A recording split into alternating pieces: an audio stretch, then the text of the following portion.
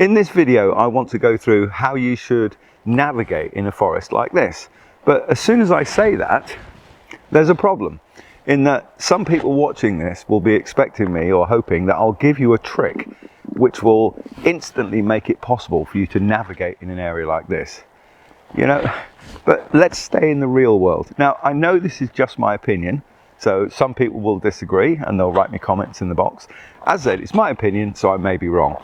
But I would say that there is no tricks that you can use that will take the place of really simple, basic navigation with a map, and if you've got one, with a compass. If you want to try and find your way through a forest like this by looking at the tree roots or seeing which way the birds are flying or sticking sticks in the ground and watching shadows, go for it. That's fine. That's fine. But today I want to go through how you really should do it. So if some of you find yourself, by the way, in a place like this without a map and a compass somehow, you know, things go wrong. That's a different video which I'll do as and when I've got time. So let's get started with navigating in an area like this. Now, one of the main differences between navigating in wide open spaces in the daylight and through a forest like this, is that the distance that you can see is reduced.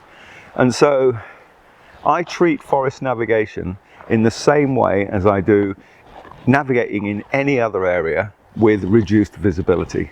Another difference between navigating over the hills and in a forest is that hills don't move, but forests and some things in the forest do. You know, some forests have been here for a long time and they're not going anywhere. Others may have been planted only a few years ago. And depending on when your map was printed, some sections of the forest may or may not be shown. Also, some sections of the forest that are shown on your map may not be there because they've been cut down. So when you look at your map and see trees and paths and tracks, say to yourself, they may or may not be there. Today, I want to look at how we actually navigate in a forest. So here's a map of this section of the forest where I'm in. And in this case, I don't need a compass, just a map. Because at the moment, I'm actually not really sure where I am. But as I remember walking along a river, and I was walking uphill for over an hour and a half, you know, about 15 minutes ago, I started to walk downhill. Now, it's quite difficult, I know it's quite difficult to visualize a terrain from a map of this type. So when I get home, I'll run it through a few Photoshop filters and smooth off the line nodes. So hopefully that's what you can see on your screen right now. If you look at the map, the ground is going up everywhere except for in one area. And as I was walking uphill for a long time and only just recently started to drop, the only area that I can be on this map, you know, is on the left or the west of the map.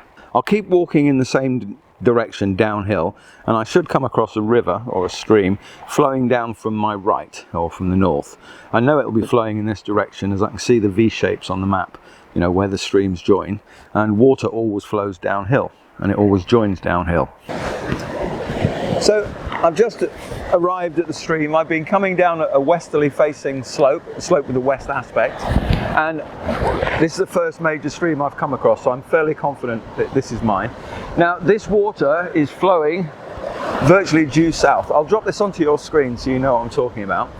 If the water was flowing south-southwest and it was in a re-entrant or, you know, small valley, then I could only be in this area. If the water was flowing south-southwest but it wasn't in a valley, then I could be in this area. So just by looking around, you can get a good idea of your location on the map. Now, that brings me round to two very, very important topics on forest navigation: contour lines and linear features. I know that I've just walked downhill, and I know that from here, the ground goes up again. So I can visualize from the map the contour lines that would be, you know, on the map at this point. Also, this stream is a linear feature. A linear feature is anything that you can walk along or walk parallel to. You know, like a track or a wall or a road or the edge of a forest or a stream or a river. Now, these are really, really important navigation tools for people when you're walking in a forest. I'll show you how you can use them. let's say that I want to go to this point on the map, as you know, I've agreed to meet my friend there, this bend in the river. Now, to do that, it's a good idea to find out where I am, you know, before I set off. And in this case, all I need to do is walk up the stream until I come to a junction, and then I'll know where I am. But the problem is, as you can see, is there are 5 junctions on this bit of stream. The first 2 go off to the left, and the next one goes off to the right. So I'm looking for the first one, which goes right, you know, from the from the stream. Now, as you can see, there's 2 that go right. So if I come to one that's in a re-entrant, I'll know that's not mine. So once I get to my junction, I will follow a bearing to point 344, which on the map it's only 320 meters. So I'll set off from there through the forest again. It's hard work going through that forest. I'll set off to point 344, and I'll know if I've gone too far because I'll start going downhill again. Has everybody got that? I'm going to go to the first right-hand junction of the stream that isn't in a re-entrant. I'm going to follow a bearing to point 344, and I'll know when I've arrived, because if I start going downhill again, I've gone too far.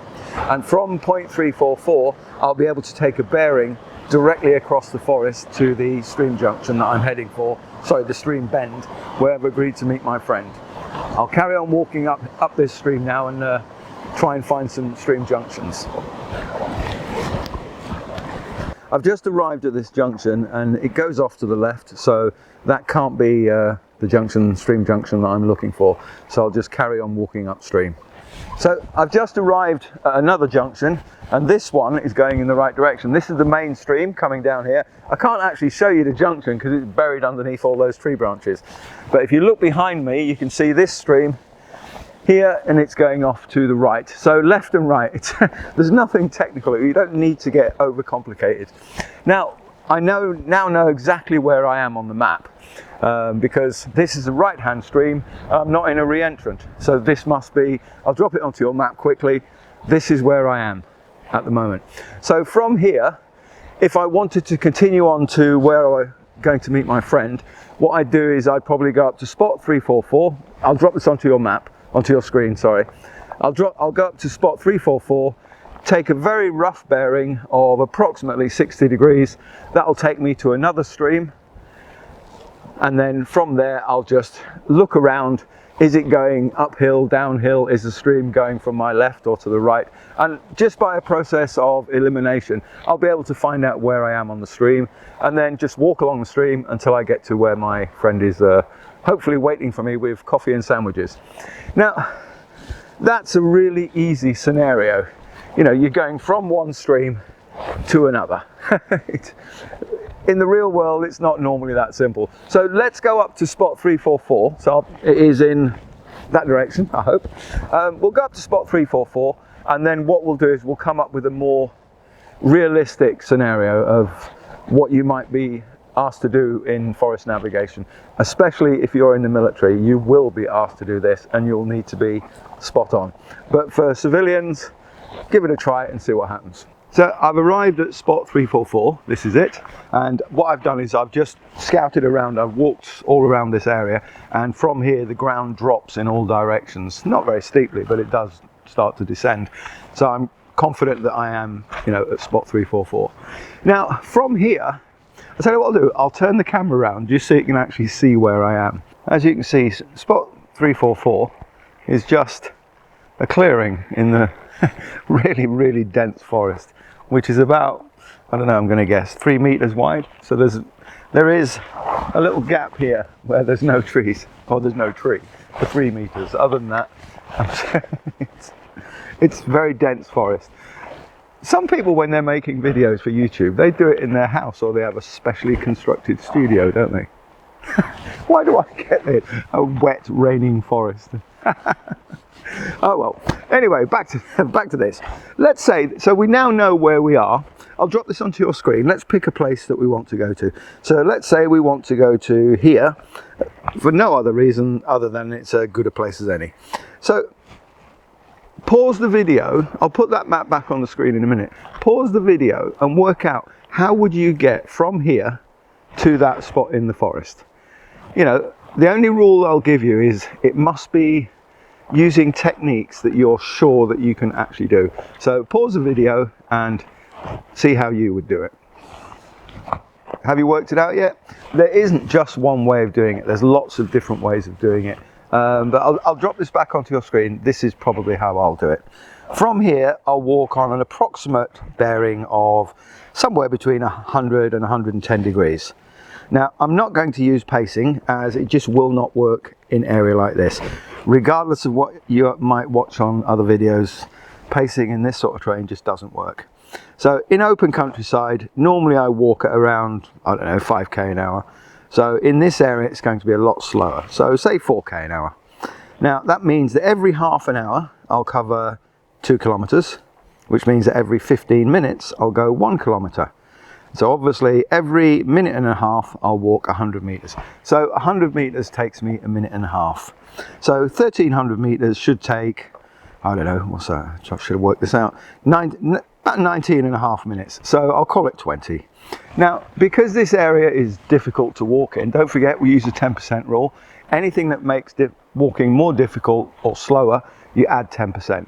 So my 20 minutes for 1300 meters is actually going to be around 22. Now, when I get to the stream that I'm heading for, I'm going to relocate myself on the stream just by looking at the direction that the stream's flowing. And from there, I'll tell you the next section once we arrive. So let's set off and see how we go. So all I've been doing is I've generally been pointing my compass on approximately 105, pointing it sort of in that general direction and following it. Don't forget, it's a very loose bearing. I'm heading for a long stream or river. So as long as I'm going in sort of the right direction, I'll arrive. Now, here it is. I've arrived. This is the stream. Or is it? This is, I've only been walking for what, about, let's have a look, 9 minutes. So even with the extra 10% added, I've only walked about 550 meters. More importantly, if you look on, I'll drop this onto your screen. If you look at the stream that I'm heading for, you can see on the map that the other side of the stream that I'm heading to, the ground starts to rise up on the other side of the stream. But if you look on this stream, the ground continues to drop away. So this isn't my stream. Now, this is one of the most important aspects of navigating in this type of very dense terrain. I don't know how to put it politely. Your map and compass won't lie to you, but your brain might. Yeah? Trust your map and compass. In this case, my map tells me how far it is, so I know how long it should take me to walk that distance. My map also tells me there's a stream here, and on the other side of the stream, the ground should go up. Here, the ground is continuing to drop. So my mind told me this was my stream because I wanted it to be my stream, because I've walked all day in the rain. I hope you're feeling sorry for me. Anyway, but my map is actually telling me, hang on, that's what you thought was a lie. I know the truth. My map is telling me this is not my stream. So remember that. Your compass and your map will tell you the truth. Your mind might not. I won't say any more on that, but I'm sure you know what I mean. So we need to keep walking in that direction and see if we can actually find the stream that I'm really looking for. I'll carry on. So I've arrived at the stream. This is my destination. I've got confidence that this is it because I was walking for long enough. It was actually about 23 minutes when I finally arrived. And also the ground is going up on the other side of the stream. So this is my stream. Now, this is one of the problems that we come across when we're navigating like this. I know that I'm by the right stream. I'll show you on the map which one it is, but I actually don't know whereabouts on the stream I am. Now, I'll take a bearing in the direction that the water's flowing, and as an example, if it was flowing at 80 degrees, I could be in either this place or this place. So in that case, I'd have to walk up the stream just for a while to find out sort of where I was.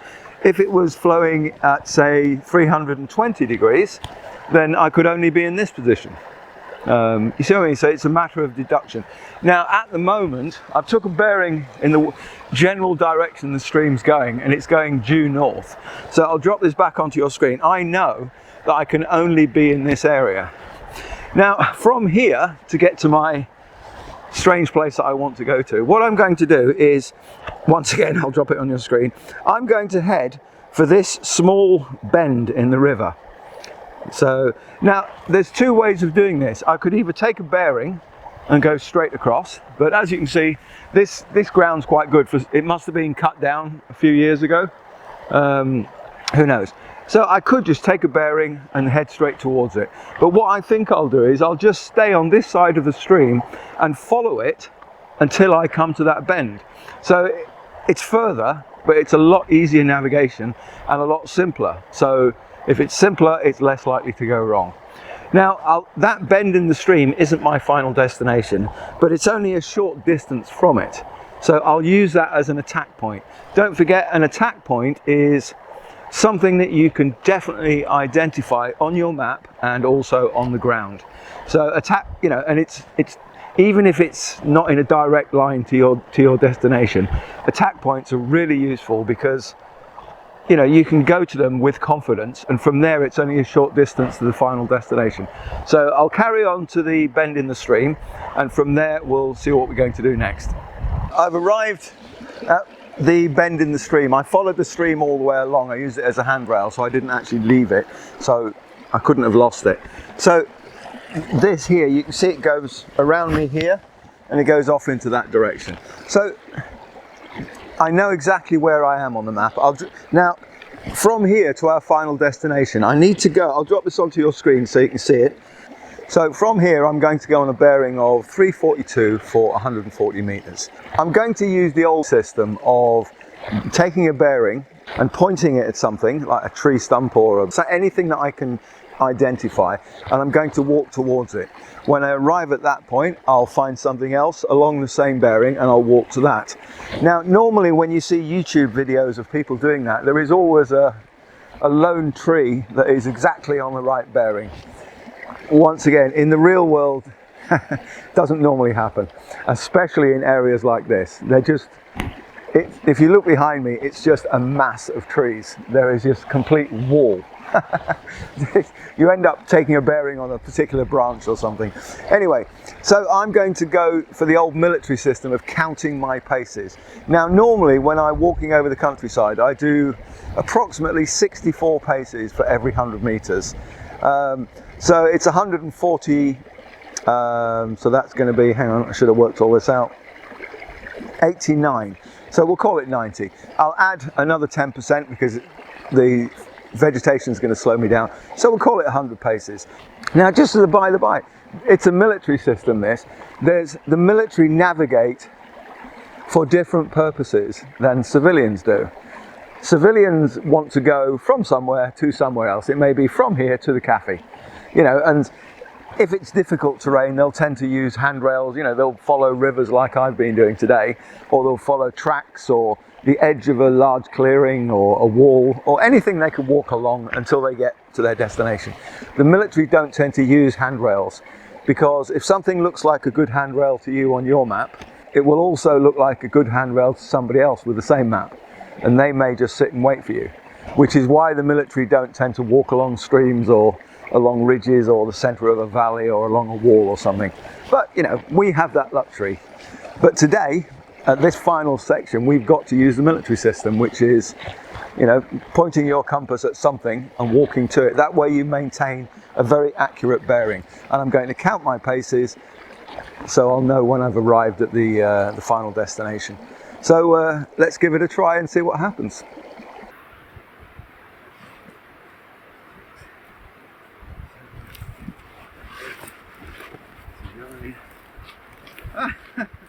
This is it, we made it. This middle of nowhere is our final destination. So, just to recap what we did there, we didn't use any tricks.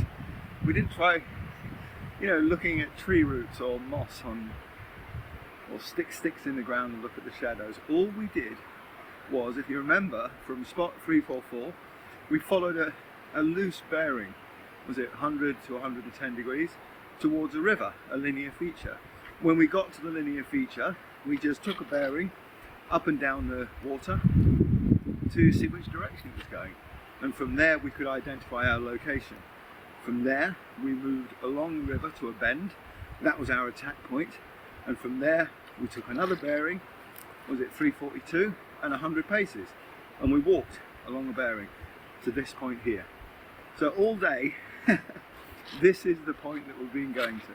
So as you can see, basic, really simple navigation and map reading. That's all it takes to navigate in a forest. Please don't be tempted to look online and try picking up some little tricks that are instantly going to work, because they won't. Just one thing, in the UK where I am now, I mean, this is a big forest. As I said, it's 250 square miles of trees like that. It's very dense in most places. But in a lot of countries, 250 square miles of forest is nothing. If you go to Norway or Canada or the USA or Brazil or many countries in the world, they have much larger forests than we do. And this means that the distances that you may end up walking are much longer. And also the consequences of becoming lost are also much more serious. So before you venture out, learn really basic map reading and compass work. All the techniques, by the way, that I've used today, I'll put the links in the description box. Thanks for watching. So I'm following my compass bearing just as a little pointer. These types of forests that I'm in, bear in mind it's quite dark at the moment. It's now 1:30 in the afternoon. So if you weren't in the forest, it'd be full daylight. If you're not used to navigating in dense forest, sorry the camera's moving, I'm trying to hold it. It may not be an idea to practice in this type of environment. Maybe choose somewhere in your local park, or somewhere, where the trees are more spaced out. Because as you can see behind me, this is dense bush in anybody's standard anywhere in the world. The Kielder Forest, as I said, it's 250 miles in all directions of this. So the main thing is, it may not be an idea to come to a place like this to start to learn how to do this if you're not used to it. Obviously, if you are used to it, then go for it. I love this sort of place. Anyway, let's carry on.